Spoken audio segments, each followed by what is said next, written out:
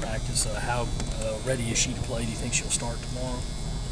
I really haven't decided who's going to start. I'm just trying to, figure out who that is, what's the best person to fit in that slot. She's a little rusty, to be expected, but it's just great to have her out there. Sure. So,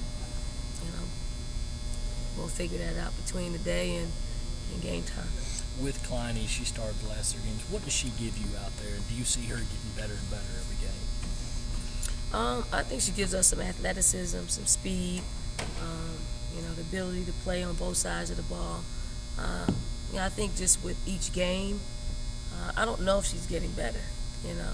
There are certain instances where she is getting better. There are some instances where she's got to get better.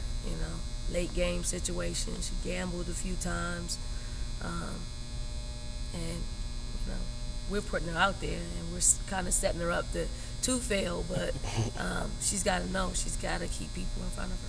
Do you anticipate? Just since she had such a long layoff with sitting out and then the injury, that will come. Oh yeah, it'll come.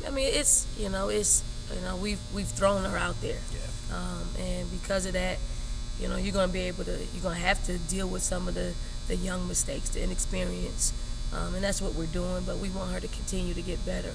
She's not the type of kid that we can, allow her to just relax. Because if she does, she lets her guard down. We want her guard up, because she's got to guard against not only inexperience, but people who have played all season long that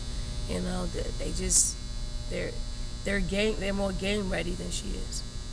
In terms of Dozier, in terms of managing her coming back, I know you're not knowing if she's going to start yet, but do you watch her minutes? Like, how do you judge whether or not she should be out there longer with her pain tolerance with her hand? Like, how do you manage that situation when she comes back tomorrow?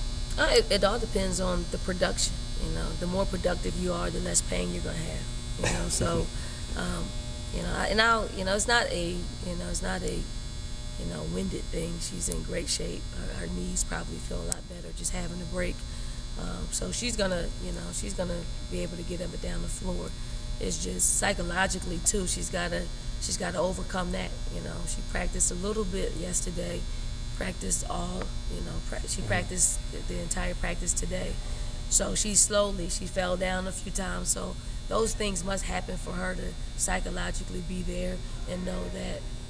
Can she re-injure it? Yeah, she can. Like any other player can injure themselves, but we wouldn't put her out there if she was in any position of hurting herself even further. Dawn, speaking of managing, you got 3 games in 6 days this week. With the end so close in sight, but knowing you got to get through that, what's the team's mentality right now? Well, I think we're forcing them into just playing at a high level, practicing at a high level. I think it's although we've been in this territory before, it's new for this team. I think because of the people that have come off the bench last year, they had people in front of them to do the job. This year our front court, they have to do the job. They're playing a lot more minutes, so some fatigue has set in, like with any other team. We just gotta make sure we're resting them as much as we can in between the games. In terms of also handling this from a mental standpoint, locking out the SEC so early, unlike the last couple of seasons, does that change maybe the mindset? Because you check one big goal off the board and can allow you guys to focus more in on what you need to do to be successful come tournament time, as opposed to. We haven't talked about the NCAA tournament, but we're playing for seeds. We're playing for regions, getting to a place where our fans can come. We haven't had that discussion yet because they're focused. When they lose focus, we'll probably talk about that that situation. But right now they're in a good place. They're tired, but they're focused. With a win tomorrow, this senior class will become the winningest in school here. So it's just another record fall. And just talk about what this classes mean to the program.